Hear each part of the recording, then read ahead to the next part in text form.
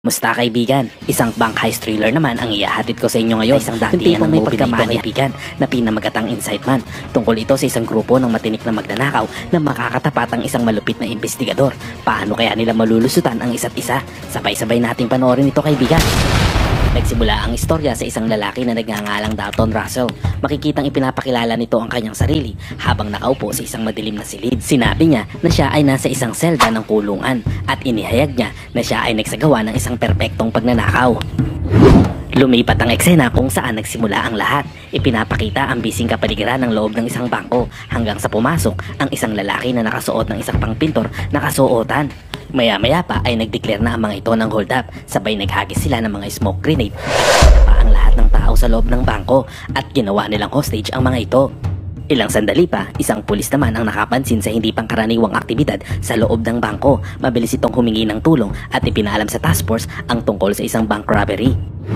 Sa ibang eksena, makikita sina Detective Kate Fraser at Detective Mitchell. Ipinaalam sa kanila ang tungkol sa nangyayaring nakawan at sinabihan sila na pangunahan ang negosasyon sa nagaganap na bank robbery ng mga sandaling iyon. Ilang sandali ang lumipas, dumating sila sa lokasyon kung saan nadatnan nilang inaayos ng mga pulisya ang kanilang setup at mabilis na binigyan sila ng pinakabagong update sa pangyayari.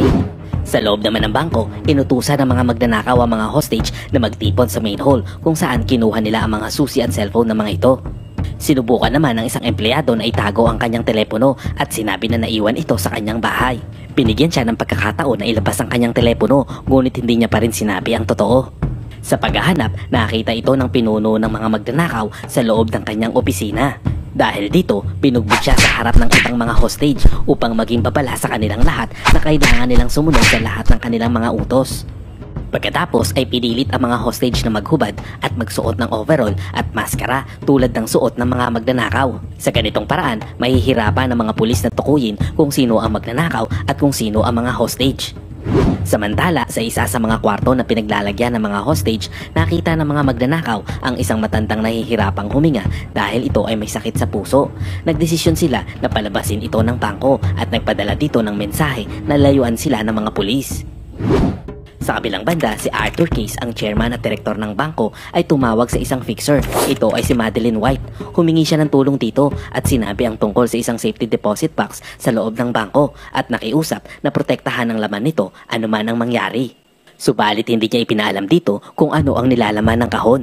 Sa pagpapatuloy ng pulisya sa investigasyon, sinubukan nilang tawagan ng mga magnanakaw ngunit walang sumasagot sa telepono at wala rin silang nakitang anumang kapaki-pakinabang mula sa CCTV footage. Dahil pinatay ng mga magnanakaw ang kamera bago pa man sila mag-declare ng pagnanakaw. Pagkaraan ng ilang oras, nagpalabas ulit ang mga magnanakaw ng isa pang hostage na may dalang briefcase na naglalaman ng isa pang mensahe. Hiniling ng mga ito na ayusin ang 2 bus at isang eroplano para sa kanila pagsapit ng alas 9 ng gabi. Kung hindi, ay haharapin ng mga hostage ang mga consequences na hindi nila magugustuhan. Di nagtagal, nakatanggap ang pulisya ng isa pang mensahe mula sa mga magnanakaw kung saan hinihiling ng mga ito na ayusin ang pagkain para sa mga bihag. Pumayag naman ang mga ito at nagpadala ng mga kahon ng pizza, subalit ang loob nito ay mayroong recording device. Hindi nagtagal, nakakuha sila ng mga voice record na iintindihan ng mga pulis kung ano ang sinasabi sa recording. Humingi ng tulong ang mga pulis sa mga taong nakikimarites sa labas para maunawaan ito at lumalabas na ito ay isang wikang Albanian. Kaya tumawag si Kate sa isang babae upang i-translate ang pag-uusap, ngunit sinabi nito na ang voice record ay mula sa isang talumpati ng isang dating pangulo ng Albania. Pagkatapos itong marinig ni Kate, na-realize niya na ang mga magnanakaw ay sinusubukang kuhanin ang kanilang atensyon upang makakuha ng mas marami pang oras, ngunit ng mga sandaling iyon, hindi pa rin niya maisip ang kanilang plano. Samantala, binuksan at kinuha ang mga nilalaman nito. Maya-maya pa ay dumating naman si Madeline sa labas ng bangko. Ipinakilala siya kay Kate at humiling na ito ay makibahagi sa kanilang ginagawang negosasyon sa mga magnanakaw. Muling tumawag si Kate sa loob ng bangko at kinausap si Russell. Pinantaan itong makukulong siya sa tamang panahon. Ngunit kumpiyansa naman si Russell na sumagot dito na lalabas siya mismo sa harap ng pinto at wala siyang magagawa para pigilan ito. Sa paglipas ng ilang oras, hinati-hati ng mga magnanakaw ang mga hostage sa iba't ibang silid at patuloy silang pinagpapalit-palit at isinasama ang kanilang miyembro sa bawat grupo ng mga ito. Sa kahilingan ni Madeline, pinayagan siya ni Kate na makipag-usap sa mga magnanakaw at nag-alok kay Russell ng ligtas na paraan upang makalabas kung poprotektahan nito ang kanyang mga interes. Pagkatapos itong mapakinggan sa loob ng bangko kung saan nag-alok muli ito ng 2 milyong dolyar kung puprotektahan nito ang nilalaman ng isang safety deposit box. Ngunit tinanggihan muli ito ni Russell.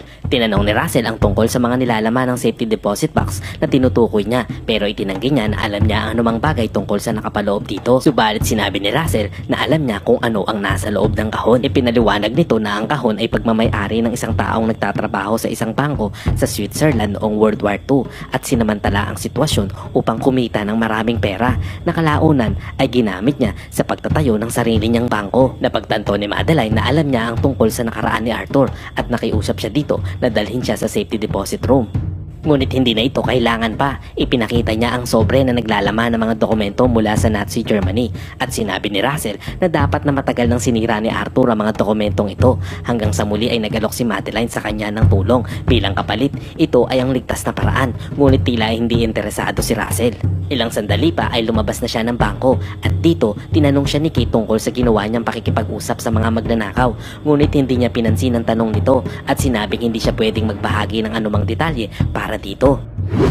Habang pinag-uusapan ng team ang potensyal na plano ng mga magnanakaw, naghinala naman si Kate na ginugulo lang sila para mas marami pang oras ang itagal ng mga ito sa loob. Sinabi niya sa kanyang mga kasamahan na kailangang maunahan nila ang mga ito. Maya-maya ay tinawagan niya ulit si Russell upang ipaalam na ayos na ang eroplano ayon sa kahilingan nito. Ngunit hindi niya ito ibibigay kung hindi siya makakasigurado na ligtas ang mga hostage. Bilang tugon, inimbitahan siya ni Russell sa loob ng bangko kung saan hinayaan siyang makaikot at makita ang mga hostage. Dinala din siya nito sa ibang kwarto kung saan siniguro ni Kate na ligtas sa mga hostage na ilalabas sa lalong madaling panahon. Kinausap ni Kate si Russell at nag-alok ng 2 opsyon. Aarestuhin niya ito pagkatapos ng pagnanakaw o maaari siyang lumabas kasama niya at tapusin ang ginagawang pagnanakaw. Ngunit tinanggihan ni Russell ang mga alok nito. Habang nag-uusap sila, sinabi din ni Kate na alam niyang hindi nila kailangan ng eroplano at sinusubukan lang ng mga ito na patagalin ang oras ng kanilang pamamalagi sa bangko. Bago umalis si Kate, sinugod niya si Russell, nakipag-away siya dito at sinubukang tanggalin ang kanyang maskara. Ngunit ang kanyang mga kagrupo ay iniligtas siya. Umalis siyang bigo na hindi nakita ang mukha ni Russell. Pagkatapos umalis sa bangko, sinabi ni Kate kay Mitchell na sinadya niya makipag-away para lang malaman kung sasaktan ba siya ng mga magnanakaw o hindi, at natuklasan niya na hindi nila kayang saktan ang sino man sa mga ito. Subalit napatunayan niyang mali siya nang makatanggap siya ng tawag mula kay Russell at hiniling nito na itutok ang CCTV camera sa ikalawang palapag kung saan makikitang papatay ng mga ito ang isa sa mga bihag sa Nadismay ang nakita at nagmamadaling pumunta sa bangko kung saan sinabi sa kanya ni Russell na siya ang may pananagutan sa pagkamatay ng isang bihag at papatayin din niya ang iba kung hindi niya matupad ang kanilang mga hinihingi. Dumating ang superior ni Kate pagkatapos malaman ng balita tungkol sa pagkamatay ng isa sa mga hostage at pinagalitan siya sa pagiging irresponsable. Pinilit siya nitong iwas susunod na hakbang kasama ang iba pang team. Samantala, naisip ni Kate na ang mga magnanaring umupo lamang sa dilim na nakagawa na ito ng paraan habang naghihintay sa susunod na hakbang ng pulisya. Bumalik siya sa van at hinanap ang briefcase na pinadala ng mga magnanakaw. Nakita at nalaman ito ng device para mapakinggan sila. Kaya't nalaman ng mga ito ang bawat galaw ng pulisya. Agad-agad niyang tinawagan ang kanyang team at inutusan na i-terminate ang plano. Ngunit nagpasya pa rin ng mga ito na magpatuloy. Samantala, nang marinig ng mga magnanakaw sa lakay ng mga pulis, gumamit sila ng mga smoke grenade at lumabas sa bangko kasama ang mga hostage. Pinalibutan sila ng mga pulis at inutusan ni Kate na interrogate ang bawat isa sa kanila. Nagbabaka sakali siya na baka isa sa kanila magnanakaw.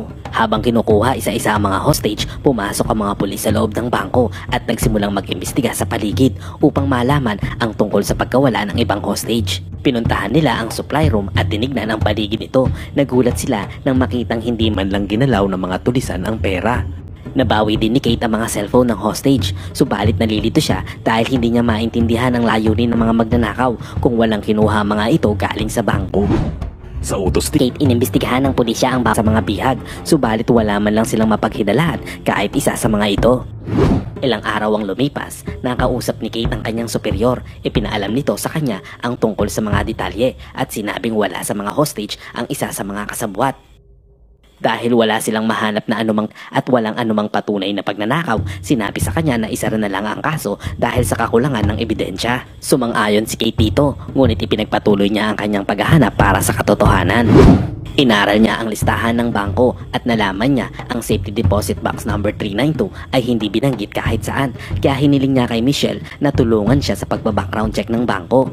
Kinabukasan, nakipagkita siya kay Madeline at kinausap niya ito tungkol sa kaso. Inilabas niya ang isang recording na ginawa niya habang sila ay nag-uusap noon sa bank robbery situation at pinagbantaan siya kung hindi siya makikipagtulungan sa kanya. Matapos mapakinggan ito, ikinwento nito sa kanya ang tungkol sa pakikipagsabwatan ni Arthur sa mga Nazi, ngunit hiniling sa kanya na panatilihin itong confidential kung ayaw niyang mawala ng trabaho. Nakipagkita si Madeline kay Arthur at sinabing ayaw tantanan ni Kate ang kaso at patuloy pa rin itong nag-iimbestiga. Tinanong naman siya ni Arthur tungkol sa kinalalagyan ng sobre at sinabi niyang nasa pangangalaga ito ng leader ng mga tulisan na posibleng gamitin laban sa kanya sa tamang panahon. Habang nakikipag-usap siya dito, sinabi niyang ang mga magnanakaw ay hindi kumuha ng pera sa bangko, ngunit sinigurado niyang ang habol ng mga ito ay ang laman ng kahon na pinaghihinalaan niyang mas mahalaga pa sa pera. Pagkatapos ng ilang confrontation, inamin ni Arthur na ang kahon ay naglalaman ng mga piraso ng diamante at isang singsing na pag-aari ng kanyang kaibigang Hudyo na kanyang ipinagkanulo sa mga Nazi. Alam na ni Madeline na mga ito at ang tungkol sa kanyang mga krimen na ginawa, ngunit hiniling ni Arthur na ilihim ito bilang bahagi ng kanilang kasunduan at pumayag naman siya. Bilang kapalit, nagbigay ng malaking halaga ng pera si Arthur sa kanya. Samantala, makikitang ipinagpapatuloy ni Russell ang kanyang pagbablog sa harap ng kamera kung saan sinabi niyang siya ay nasa isang selda, ngunit ang totoo ay nasa likod lamang siya ng isang artificial na pader na pinagmukhang kulungan sa loob ng supply room ng bangko na itinayo ng kanyang mga kasamahan sa panahon ng kanilang pagnanakaw. Kinuha niya ang mga diamonds na ninakaw niya mula sa kahon at lumabas sa lihim na butas pagkalipas ng isang linggo pagkatapos ng araw ng pagnanakaw. Ibig sabihin ay hindi siya lumabas noong mga panahon ng kaguluhan at pumasok lamang siya sa isang kwarto na ginawa nila. Ang mga kagrupo naman ni Russell na sumabay sa paglabas ng mga hostage ay hindi napaghinalaan ng mga pulisya, kaya sila ay naabsuelto din agad at ng mga sandaling iyon ay naghihintay sa kanya sa labas ng bangko para sunduin siya. Sa mga oras na iyon, nakita nila si Kate na papasok sa bangko at ipinaalam nila kay Russell ang tungkol sa pagdating niya. Ngunit tiniyak naman niya sa mga ito na makakalabas siya ng ligtas. Sa kanyang pagdidisguise, lumabas siya ng pinto at nagkabanggahan sila ni Kate habang papasok pa lang ito sa bangko. Ngunit hindi niya ito nakilala at humingi pa ito sa kanya ng pasensya. Sa kanyang paglabas, nagsama-sama muli sina Russell at ang kanyang mga kagrupo. Masaya silang magkita muli at ipinagdiwang ang kanilang tagumpay. Samantala, si Kate na mayroong dalang search warrant, hiniling niya sa mga opisyal na dalhin siya sa safety box number 392 at nang mabuksan niya ito, nakita niya ang singsing na may brilyante sa loob ng kahon at may note na nagsasabing, "Follow the ring."